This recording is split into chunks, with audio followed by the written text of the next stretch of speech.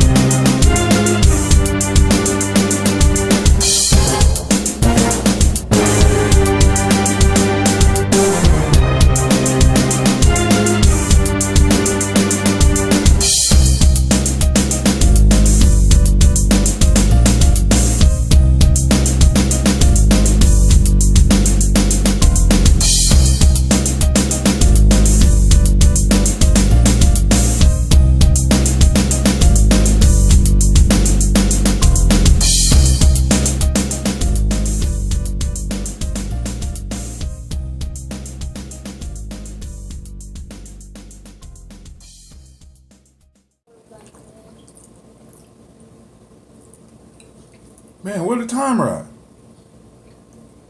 What's the time? Yeah. Alright. Family. I've been doing it. I'm only getting better. The bar will be here soon. Alright, so now let's talk.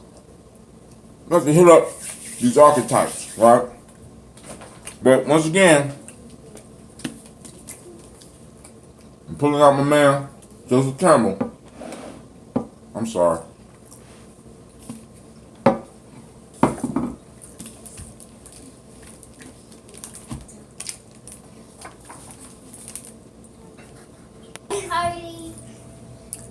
I'm sorry, fam. I went off on a bread branch. Alright. So, we're talking about the archetype.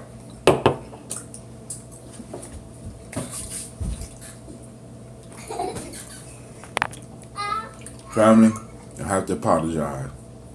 That bread. Alright. So, coming from Joseph Campbell, Here with 1,000 Faces, right? Now, I'm exploring the hero once again. I'm looking at the archetypes. Excuse me, ladies. Excuse me, ladies. Now, I'm exploring the archetypes, right? And the hero is a major archetype, right? Now, but this is from a chapter called The World Navel. We talk about basically the center of the world, or the axis mundi, right? The effect of the successful adventure of the hero is the unlocking and release again of the flow of life into the body of the world. The miracle of this flow may be represented in physical terms as a circulation of food substance, dynamically as a streaming of energy, or spirituality as a manifestation of grace. Such varieties of image alternate easily, representing 3 degrees of condensation of the one life force. An abundant harvest is the sign of God's grace. God's grace is the food of the soul, and the lightning bolt is the harbinger of fertilizing rain. And at the same time, the manifestation of the release energy of God, grace, food, substance, energy, these pour into the living world, and wherever they fail, life decomposes into death. So once you have a successful hero going out into the world, because once again, yesterday we kind of discussed it, the hero got to be a little bit different. The hero's mind state got to be a little bit different than the rest of the world that he's in. Right? Go on, ladies. Go on. I'm trying to get my drink now. Right? Once the hero's mind state got to be different so that he could bring something different into the world, because the hero goes off into another realm and brings back information that helps the people. Now this is an archetype, right? And these archetypes basically breathe life back into a culture, brings life back into a civilization, right? So I'm exploring this concept, right? Because I'm trying to build a culture. I'm trying, you know what I'm saying? So I'm going back to some of the stuff that I already did and looking at different things. So the concept hit me, the idea hit me. All right, all people have archetypes. All people. You know what I'm saying? It's something that they say lives in the collective unconscious of a group. And like he called his book Hero with 1,000 Faces, because when he travels all over the world, right, he finds these stories, and all these stories of the hero are similar, right? And then he studies a lot of Jung and a lot of the other psychiatrists, dude, Freud and shit.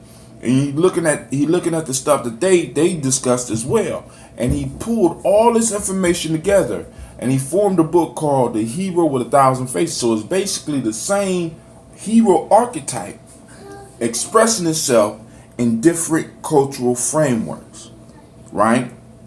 So I said, damn, as African Americans, what are our archetypes? All right. So an archetype, also known as a universal symbol, may be a character, a theme, a symbol, or even a setting. All right.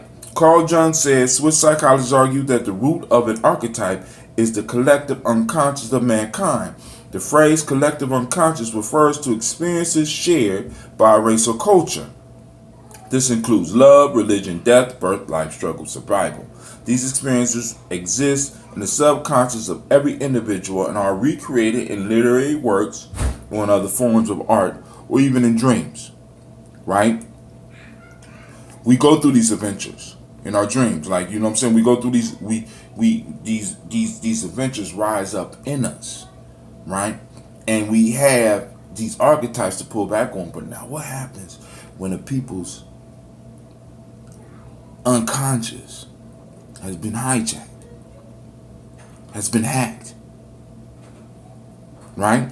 What are the images? You know what I'm saying? What are the images that you have to draw back on? Where are the heroes, right? And what I want to do is look at some of the archetypes that have been thrust upon African Americans, Africans in America, right?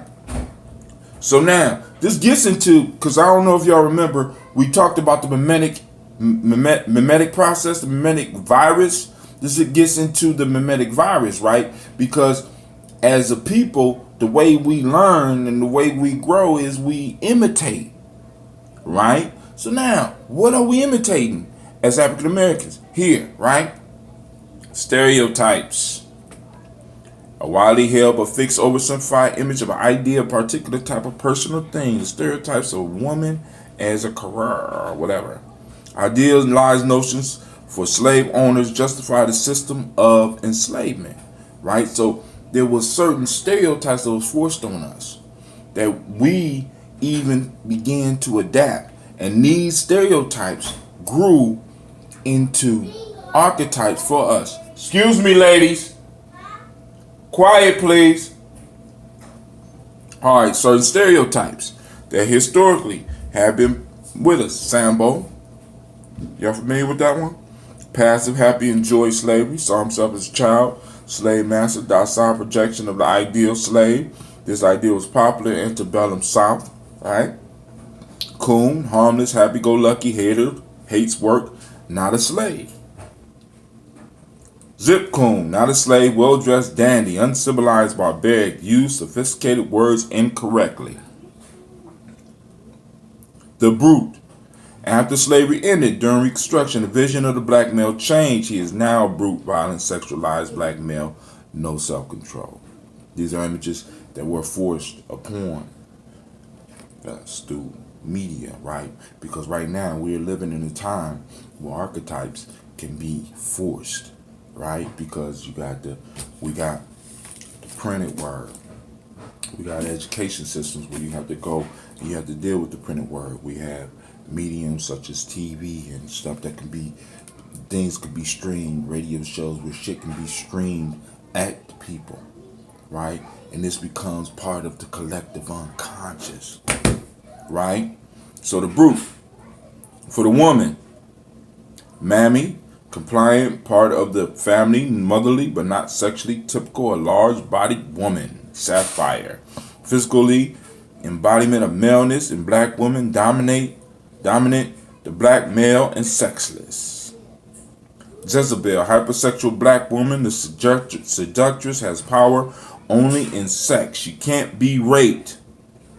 Meant to explain sexual violence from, you know who, right? Now, the reason I'm bringing that up is this, right? Now, because the archetypes help lead a culture, help lead a people out of bad situations. Now, the hero arises and takes, and basically when a hero goes on an adventure, he brings back a regenerating force that brings the people back to life. But when you cut the people off from heroes, family, when you cut the people off from heroes, right, and you replace the heroes with pimps, you replace the heroes with brutes, you replace the heroes with sapphires and shit like that, right? These individuals can no longer regenerate the energy that the people need. This energy is not just, it's emotional, it's a life-bringing force that the hero brings back. But once you hijack this and you destroy this, what you do is you leave people with an empty shell, and you leave them with something that can't be regenerated. Matter of fact, it only regenerates death. It brings death to the people. It brings disintegration to the culture. Alright? But yo, I'm going to keep this one short, family. I want to thank you for joining me. I'm about to get up out of here. And I'll see you on the Moja. Peace. Thank you for watching the video. I want you to subscribe. Click the bird right there, the fiery bird. And I also have a special video just for you right there. And for those that want more information about Nyame Journey, go to our site. It should be right about there.